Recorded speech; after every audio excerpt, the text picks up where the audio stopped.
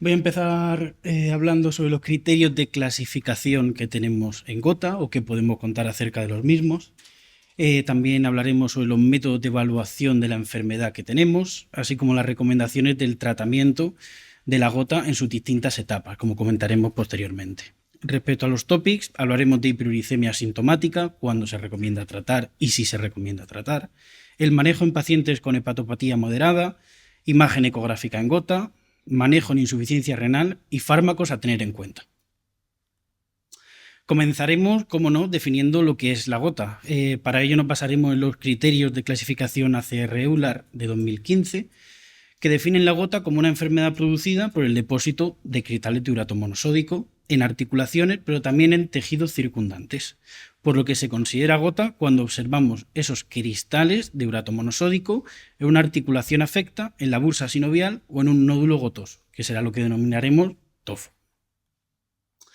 Sin embargo, esta no es la única forma de definir lo que es gota. Han surgido numerosos criterios de clasificación que se basan en varios criterios, en lo que veremos como criterios de entrada para poder considerar que el paciente tiene una gota y que estará presente en todos nuestros pacientes, el episodio de inflamación o dolor en una articulación tanto periférica como en la bursa. No tiene sentido hablar de gota si no tenemos una artritis. Criterio suficiente para el desarrollo de la misma será encontrar la presencia de cristales de urato monosódico, que es lo que nos dice la definición anterior. Pero, sin embargo, hay otros dominios que hablan acerca de datos de gota, por lo que podríamos llegar al diagnóstico de gota, como veremos posteriormente, sin la necesidad de encontrar cristales de ácido úrico en la muestra de líquido sinovial. Resulta muy farragoso mirar la tabla de clasificación, pero en la Universidad de Auckland hicieron una calculadora para ir siguiendo paso a paso todo estos dominios que hemos comentado previamente, únicamente clicando. Podéis mirarlo en el móvil o ir fiándoos de lo que os vaya comentando. Para ello, para ver la utilidad que tiene esta calculadora, empezaremos hablando de un caso clínico, como no podía ser de otra forma. Tenemos un varón de 56 años que nos viene remitido desde urgencias por una tumefacción en rodilla derecha, que en principio no sería la localización más frecuente de la gota, pero ahí queda, que presenta un eritema, dolor muy intenso a la movilización e imposibilidad para la deambulación. Preguntando al paciente, comenta que ha tenido unos 3 episodios similares en el pasado, que le duró unas 48 horas y su médico le dijo que con colchicina se la tomase e iría bien. Ese es el paciente en cuestión, el que vemos a artritis en la rodilla, y nosotros le hacemos una artrocentesis, en el que os vais a creer que se sacan 26 cc, porque de esa rodilla sacar únicamente esos 6 cc que pone ahí es un poco raro. Entonces, a la exploración nuestro paciente no presenta tofos y tenemos una determinación analítica con un ácido úrico de 8,7 miligramos decilitro fuera del periodo agudo, en una determinación de unos 3 meses. Al microscopio óptico vemos abundantes leucocitos, pero por más que miramos la muestra no se consigue objetivar cristales de urato monosódico. A nivel radiográfico, miramos la radiografía de urgencias y esta no tiene alteraciones. Pero, debido a que tenemos disponibilidad de emplear la ecografía, se realiza una ecografía sobre la articulación afecta y vemos esta imagen que estoy señalando aquí, en el que vemos primero una línea hiperecoica que corresponde a la cortical ósea y justo encima de la misma vemos otra imagen hiperecoica que se correspondería con un doble contorno, ¿vale? Entonces, si hemos seguido todos los pasos de la calculadora de Auckland, como hemos dicho, llegaremos a una puntuación total de unos 10 puntos, por lo que nos dice la propia calculadora que nuestro sujeto cumpliría los criterios para ser clasificado como gota, pese a que no tenemos cristales de ácido úrico en la determinación del líquido sinovial. La gota tenemos que entenderla como una enfermedad que es un continuo, ¿vale? Tiene diferentes estadios. El primer estadio sería una hiperuricemia sin alteraciones clínicas, ecográficas, por lo que hablaríamos de una hiperuricemia asintomática. Posteriormente pasaríamos a la fase de ataques de gota, en la que tenemos ese paciente con artritis o bursitis. seguido de un periodo de gota intercrítica en la que tendríamos un paciente aparentemente asintomático y por último, el último estadio que nos encontraríamos sería la gota crónica o gota tofácea, en el que un paciente mal controlado que ha llegado a producir depósitos de ácido úrico en las articulaciones. Sin embargo, también debemos comentar que existe la posibilidad de remitir la enfermedad. La gota puede llegar a remitir.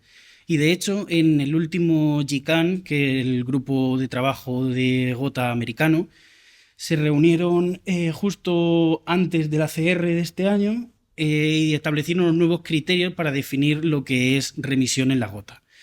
Es una simplificación de los criterios que había previamente en 2016 y nos dicen que para definir una gota que está en remisión necesitamos un paciente que tenga unos niveles de urato inferiores a 6 miligramos por decilitro, medido 2 veces en el último año, con ausencia de ataques en ese último año y sin tofos. La diferencia con los criterios de 2016 es que se eliminan las puntuaciones de dolor, que antes exigían que el dolor debía ser menor a 2/10 en una escala visual analógica y que la evaluación global del paciente sobre su actividad también debe ser inferior a 2. Para evaluar la enfermedad como tal, debemos basarnos en lo que podemos objetivar. Será el análisis del líquido sinovial, que como hemos comentado previamente, es la prueba más confiable para el diagnóstico de la gota, pero también nos permite evaluar la misma y ver esos cristales de ácido úrico. Existen trabajos que están ahora mismo en desarrollo sobre si la longitud de esos cristales de ácido úrico que se objetiva al microscopio tiene alguna relevancia y posteriormente veremos por dónde va esa línea de trabajo. Otro método que tenemos para evaluar la enfermedad será el análisis del ácido úrico en sangre, que será el método que más empleemos en las visitas sucesivas que hagamos de los pacientes con gota, y nos interesará tener siempre al paciente por debajo del límite de ácido úrico que consideramos como hiperuricemia, que lo comentaremos posteriormente. También podemos utilizar técnicas de imagen para evaluar cómo se encuentra ese paciente. Tenemos pruebas de imagen que nos hablarán de cambios crónicos, como es la radiografía, y técnicas de imagen que nos mostrarán cambios más agudos, como la ecografía. Se debería incluir a todos los pacientes en una revisión ecográfica siempre y cuando haya disponibilidad tanto de material como de tiempo, que al final será siempre nuestra principal limitación.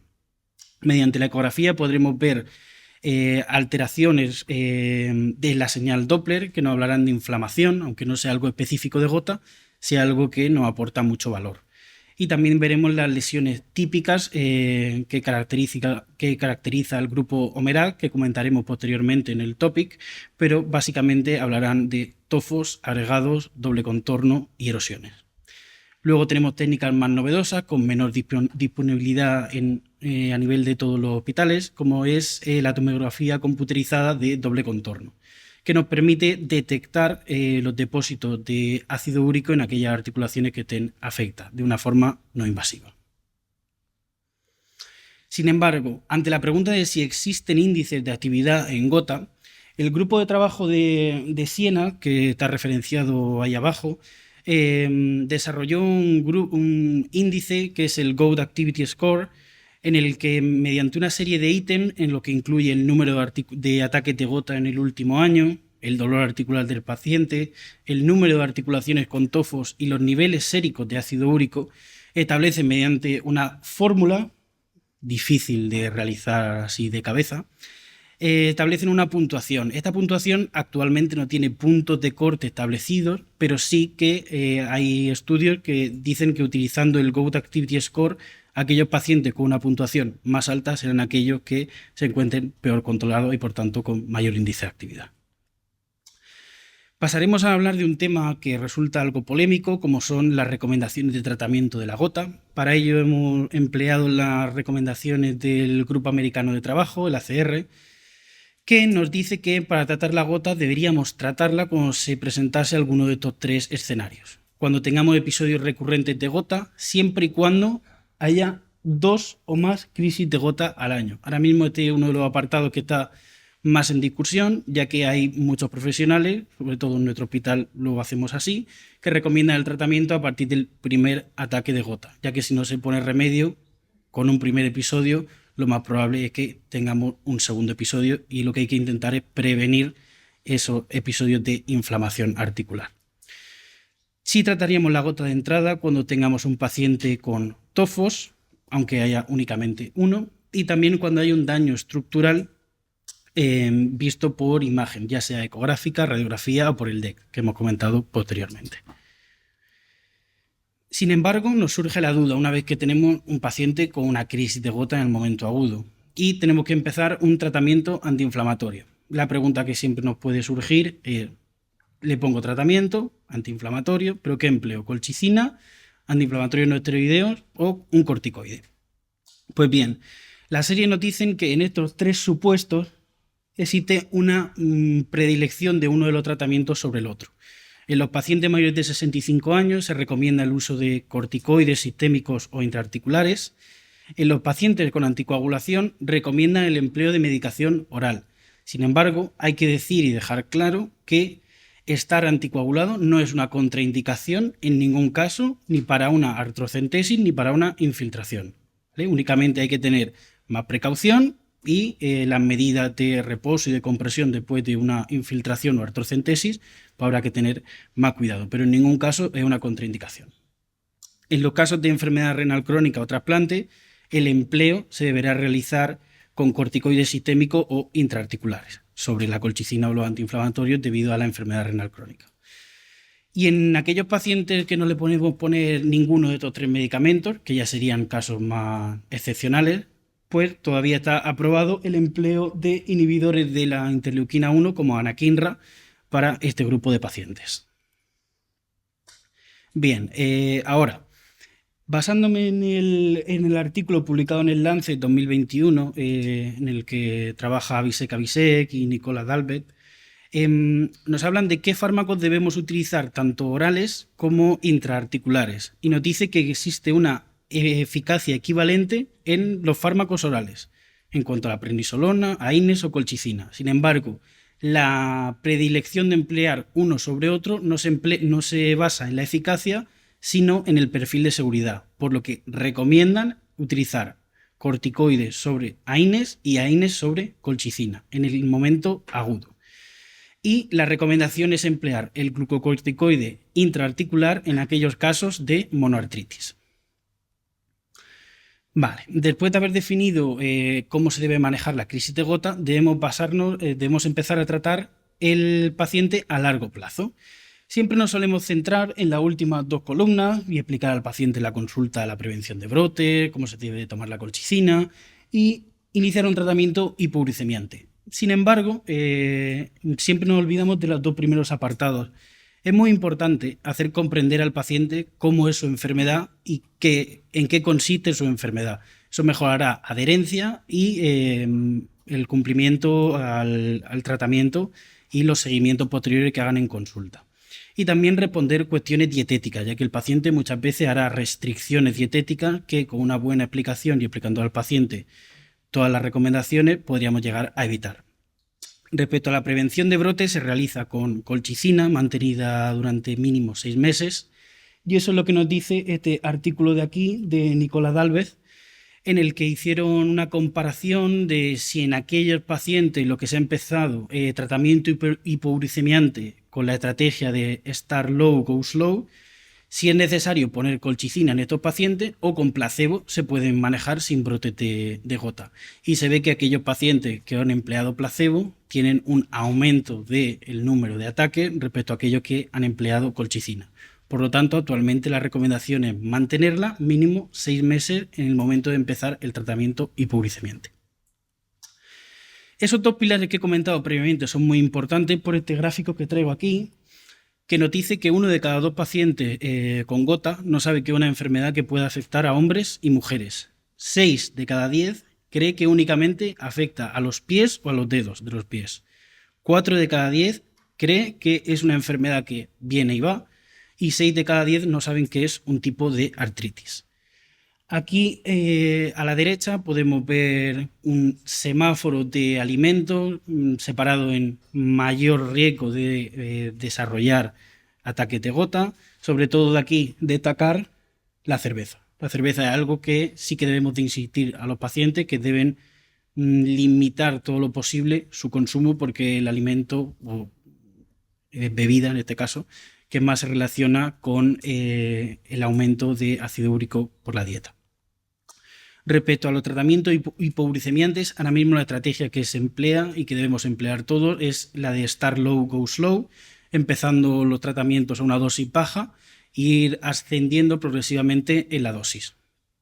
En el podium de fármacos empleados tendremos en primer lugar, como no, el alopurinol, un inhibidor de la xantinoxidasa. La dosis inicial recomendada es de 100 miligramos al día y se recomienda ir subiendo la dosis como máximo cada 14 días. No se recomienda subir la dosis, hacer subidas semanales.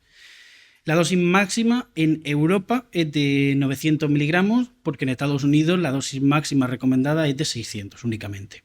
En caso de no poder emplear alopurinol, en segundo lugar del podium tendríamos el febuxostat, otro inhibidor de la xantinoxidasa. La dosis inicial, según la ficha técnica, es de 80 miligramos diarios.